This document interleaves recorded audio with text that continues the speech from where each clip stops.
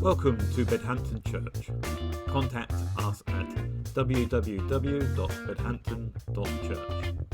But for now, let's continue that journey with this input.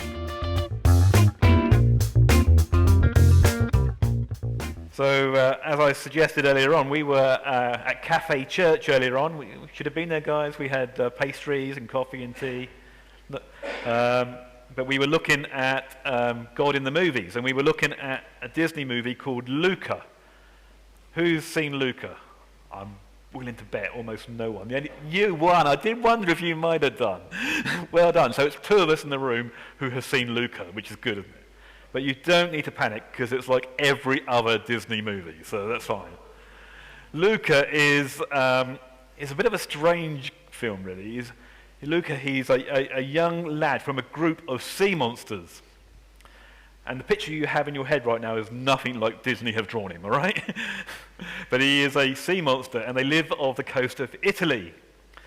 He wants to explore the world, but the problem is there's a human village up the road that he needs to go through, and they're not too keen on sea monsters. There's the thing, isn't it? They like to hunt them, and they're afraid of them, and they try and hunt them down.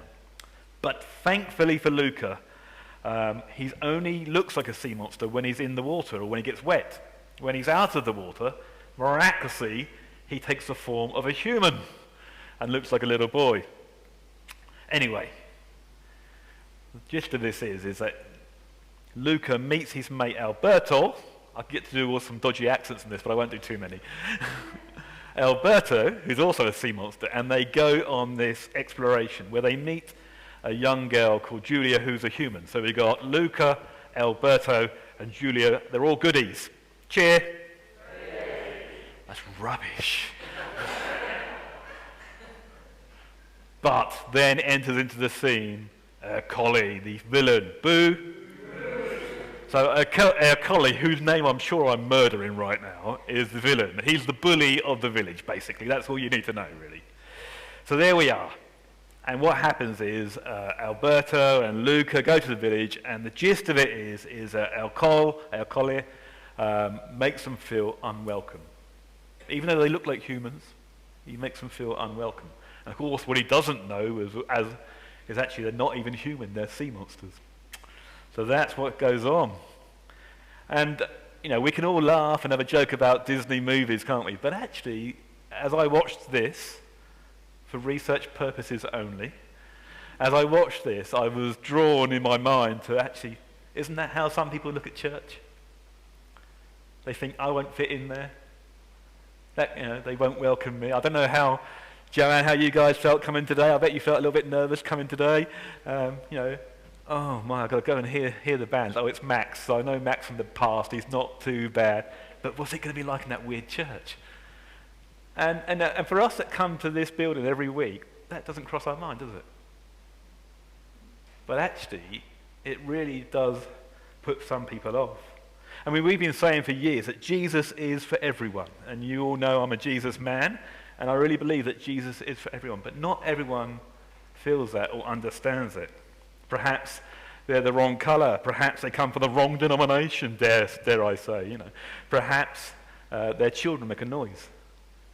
Perhaps they're from, I don't know, Lee Park and not Bedhampton. By the way, you do remember that your rector's from Lee Park as well, don't you? But all sorts of reasons why someone might not feel welcome. And in this movie, Luca wants to go to school. And Alberto says to him that they would never accept him in school. I mean, and the evidence from the bad guy is that they wouldn't accept him in school. So this is what happens, and it goes on, and then it all culminates at the very end. Spoiler alert coming up. All culminates at the very end, where there is this race, because they want to win a Vespa, a motorbike. So there's this race, and Luca is going to win this race. He's overtaken the villain. He's on in stretch, and then, oh my, it starts raining. What happens when in the rain to sea monsters? They turn from their human form back to their sea monster form. Everyone's going to find out what's going on. And so Luca shelters away from the rain, and the villain overtakes him. He's going to lose the race. Julia can't work out what's going on. And And then suddenly Alberto, Luca's friend, comes running up the road with an umbrella.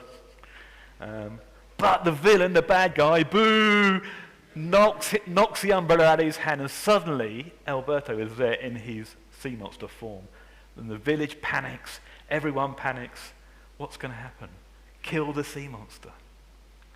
You know, get rid of the unwelcome person. Get rid of the person that's different to us.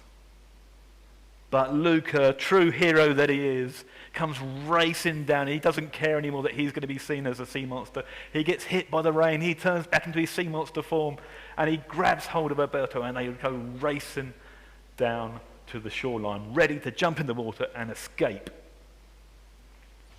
And then suddenly, they hear a cry from Julia, who has fallen off her bike behind them. And so they slam on the brakes, go and rescue Julia. And then they're surrounded by the village. Kill the sea monsters. I might be adding stuff in at this point, but the gist of it is there. Kill those who are different to us. We don't want their kind here. You know, that sort of thing going on. But Julia stands up and says, no, just because they're different to us does not mean that we need to shun them. Just because they're the wrong colour, from the wrong part of town, just because they look different to us. No, they are my friends. Someone stands up. And then Julia's dad, who is a hulk of a man, has been a sea monster hunter for his whole life, stands up and says, no, I know these guys. I know Luca and Alberto. They're my friends. One person stands up. Another person stands up. And then suddenly the whole village stands up. And it's no longer acceptable to say that sea monsters are not welcome in the village. I've handed it up a bit, guys, but the analogy is clear, isn't it? You know, who Jesus said love one another. We just sang it, we just heard it in the words. And we're told, you know, in that Galatians reading, earlier on that carol read, we're told in there, aren't we, that we are all one in Christ. If you belong to Christ, you are all one. As we continue to turn back out towards our society here in Bedhampton and Lee Park, as we begin to work with Jonathan and the Lee Park guys over there, which is just wonderful news for us because it's where we were heading anyway, wasn't it? We're going to come across all sorts of people that are different to us. I bet most of your friends, and I'm guilty of this as well, look and sound like you.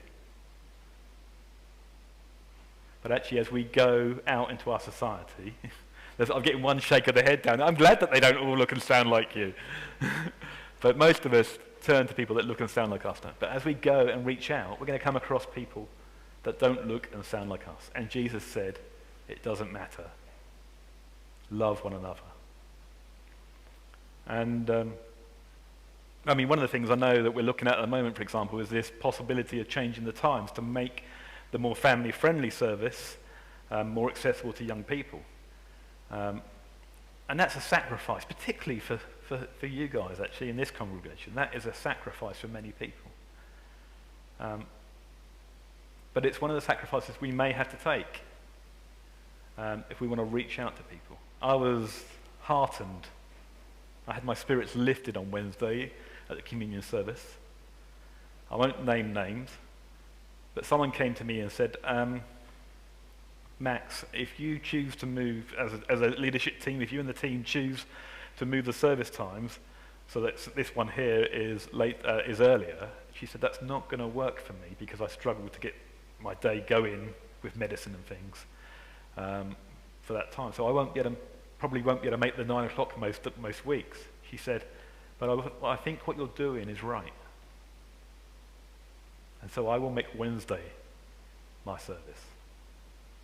Now, I'm not saying that she's done the right thing, but I can tell you how much my spirits were lifted, that someone was willing to sacrifice something, and I'm not saying everyone has to sacrifice, but someone was willing to sacrifice something they wanted for what they felt was the greater good, to love one another. And I don't know why I told that story, because it's not in my notes. But maybe we needed to hear that this morning. Maybe we are the ones that need to stand up. You have been listening to Bedhampton Church. Our prayer is that this helps you journey with Jesus and serve your community by sharing God's love and friendship. Subscribe and join us for more discussion at www.bedhampton.church. All material Creative Commons copyright. Contact us for more details.